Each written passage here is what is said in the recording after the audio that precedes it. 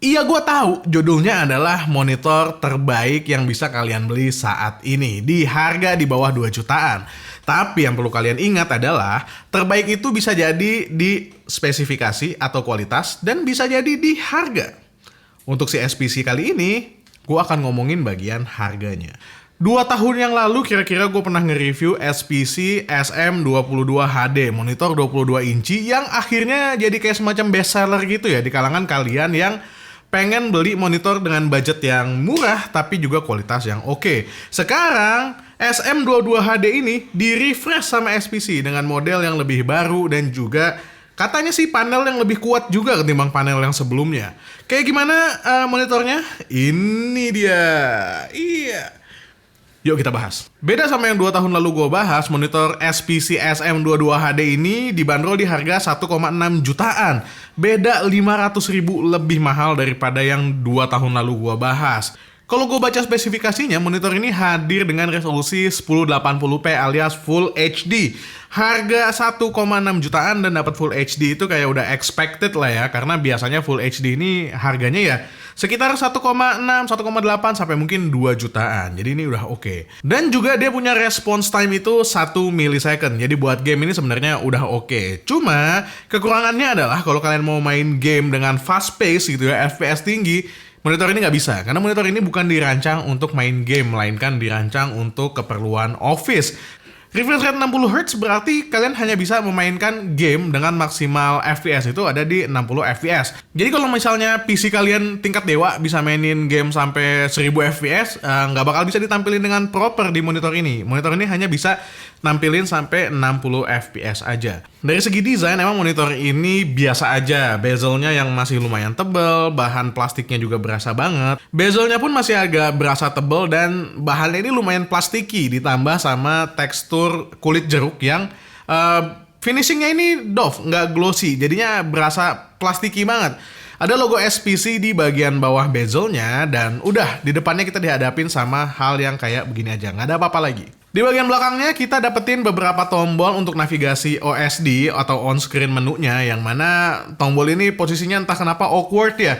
Gue agak susah untuk navigasiin menunya ketika gue butuh untuk navigasi menu. Di bagian belakang kita dapat 4 buah lubang baut untuk VESA mount. Jadi buat kalian yang pengen mounting monitor ini dengan arm terpisah atau jadi secondary monitor dan dipasang secara vertikal, itu bisa banget karena dia udah support penggunaan bracket. Untuk input dan outputnya, monitor ini menyediakan 1 buah input power tentu aja dengan sebuah brick adaptor, juga 1 buah D-sub alias 1 buah port VGA, dan 1 lagi itu adalah 1 buah port HDMI.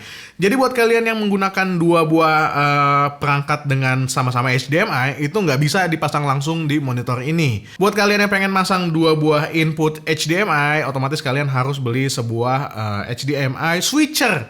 Harganya murah sih, jadi nggak usah khawatir. Itu mudah dibeli di mana-mana, banyak. Kayak gue contohnya, by default gue pakai untuk Mac Mini, colokin ke HDMI, terus gue pengen main Xbox Series X, gue juga butuh colok ke HDMI, jadi otomatis gue harus copot satu HDMI, abis itu ganti dengan HDMI yang lainnya. Nggak bisa di switch langsung gitu. Untuk input outputnya tadi kalian juga bisa langsung ngeliat nih kalau tidak ada speaker dan juga tidak ada lubang untuk audio, yang mana ini adalah hal yang sangat gua sayangkan, terutama sebagai konsol gamer. Ketiadaan lubang audio ini otomatis membuat kita harus nyolokin sumber audionya itu dari komputer, dari PC, dari MacBook kita. Nggak bisa dicolokin ke monitor kita. Yang otomatis juga nggak bisa ngeluarin suara yang muncul dari konsol kita. Setahu gua, konsol kayak Xbox One, Xbox Series, kemudian PlayStation 4, PlayStation 5 itu nggak punya lubang khusus untuk pengeluaran audio. Audionya itu di-pass through lewat HDMI, dan dari HDMI dicolokin ke monitor. Di monitornya itu harusnya ada lubang audio yang keluar. Di monitor ini tidak ada. Ketiadaan speaker juga membuat sebuah speaker tambahan itu jadi mandatori ya kalau kalian mau menggunakan monitor yang satu ini. Oke, sekarang gue akan bahas panel IPS-nya. How good is it? Menurut mata gue, panel IPS-nya ini terasa agak kayak TN atau VA gitu ya. Meskipun di kardusnya SPC bilang kalau ini ada wide view angle, yang mana harusnya dilihat dari sebelah kanan, samping kiri, itu semuanya warnanya nggak shifting, nggak berubah. Tapi ternyata kenyataannya berubah. Panel monitor ini juga glossy, yang mana akhirnya kalau ada sumber cahaya dari belakang kita, itu jadi agak kurang sedap untuk dipandang mata, karena sumber cahaya itu otomatis akan mantul terrefleksi di layar monitornya. Untuk akurasi warnanya sendiri sih, gue nggak bisa bilang apa-apa, karena gue nggak punya data dari SPC tentang berapa persen sRGB atau berapa persen DCI-P3 yang dihadirkan sama monitor Office yang satu ini. Gue juga nggak punya alat untuk kalibrasi monitor, tapi ketika gue bandingin dengan monitor yang harganya 14 jutaan, jelas kalah. Iyalah. Meskipun warnanya gue nggak tahu seberapa akurat, tapi di mata gue warnanya ini udah nyaman banget kok buat dipandang. Asal di belakang kalian atau di depan monitornya itu nggak ada sumber cahaya lain yang akhirnya membuat sumber cahayanya itu terrefleksi mantul di layar monitornya. Oh iya, monitor ini juga hadir dengan sebuah stand berbentuk V atau V-shape, yang mana menurut gue ini adalah bentuk stand yang lumayan oke lah. Standnya ini berasa agak kopong dan plastiki banget, tapi masih kokoh untuk menopang monitor ini, karena monitornya basically juga enteng.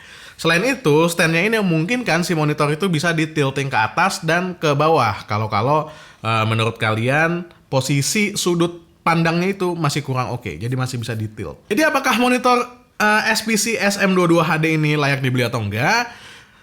Gue masih bisa bilang kalau ini adalah monitor yang terbaik di kelas harganya untuk saat ini. Karena setelah gue riset-riset, di harga yang sama untuk dapetin 1080p, sekarang tuh kayak nggak mungkin gitu. Susah banget buat dapetin Full HD di harga 1,5 sampai 1,6 jutaan. Kebanyakan ada di kisaran resolusi 900 pixel atau 768 pixel. Yang mana menurut gue untuk tahun 2022 itu udah sangat kurang banget.